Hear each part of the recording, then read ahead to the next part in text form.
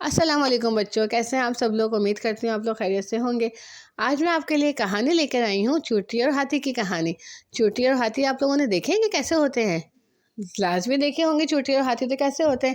تو آج میں آپ کو ان کی ایک مزیدار سی کہانی سناتی ہوں۔ اگر آپ کو میری کہانی پسند آتی ہے تو میرے چینل کو سبسکرائب کر دیجیے گا، میری ویڈیو کو لائک کر دیجیے گا۔ آپ لوگ کے جتنے زیادہ لائکس اور سبسکرائبس ہوں گے آپ کو میں اتنی ہی مزے کی کہانی سناؤں گی۔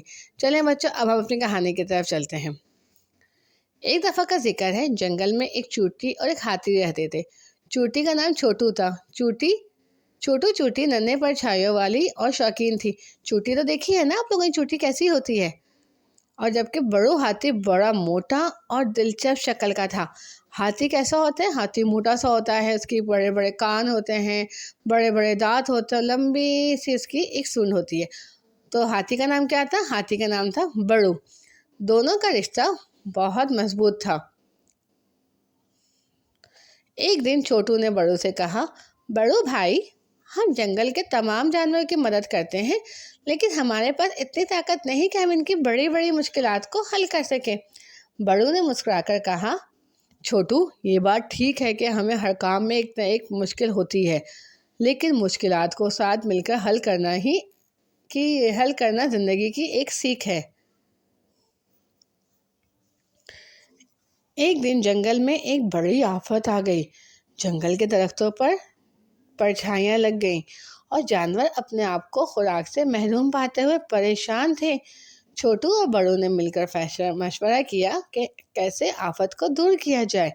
بڑو نے کہا، چھوٹو، ہماری مدد سے جب بھی مشکلات کو حل کرتے ہیں تو ہمیں باہمی معاونت اور تعاون کی ضرورت ہوتی ہے۔ تو چھوٹو نے کیا کہا؟ چھوٹو نے ایک طریقہ بتایا کہ جس کے تحت سب جانور مل کر ایک ساتھ کام کریں کہ تاکہ پرچھائیاں ختم کی جا سکیں۔ جب سب نے مل کر اپنے اپنے کام کرنے کا فیصلہ کیا تو وہ کام بہترین طریقے سے کرنے لگے۔ ان کی مل کر کوششوں نے کامیابی حاصل کی اور جنت کو آفت سے نجات ملی۔ اس کے بعد چوٹی نے بڑو سے کہا، بڑو بھائی، تم نے بالکل درست فیصلہ کیا کہ مشکلات کو باہمی معاونت اور تعاون سے حل کرنا چاہیے۔ بڑو نے مسکرا کر کہا، ہاں چھوٹو، ہمیں ایک دوسرے کی مدد کرتے رہنا چاہیے، چاہے کتنی بھی مشکلات کا سامنا کرنا پڑے۔ تو پیارے بچوں، ہمیں اس کہانی سے کیا سبق ملا ہے؟ کوئی مجھے بتائے گا؟ ہاں چلے میں بتاتی ہوں آپ کو۔ ہمیں اس کہانی سے یہ سبق ملتا ہے کہ ہمیں مشکلات کو بڑھ کر ساتھ دینا چاہیے اور باہمی تعاون کرتے ہوئے ہمیں کسی بھی مشکل کو کامیابی کے ساتھ حل کر سکتے ہیں۔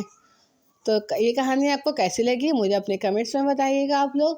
اور اگر میری کہانی آپ کو پسند آئی تو میری ویڈیو کو لائک کیجیے گا۔ اگلی کہانی تک کے لیے اللہ حافظ۔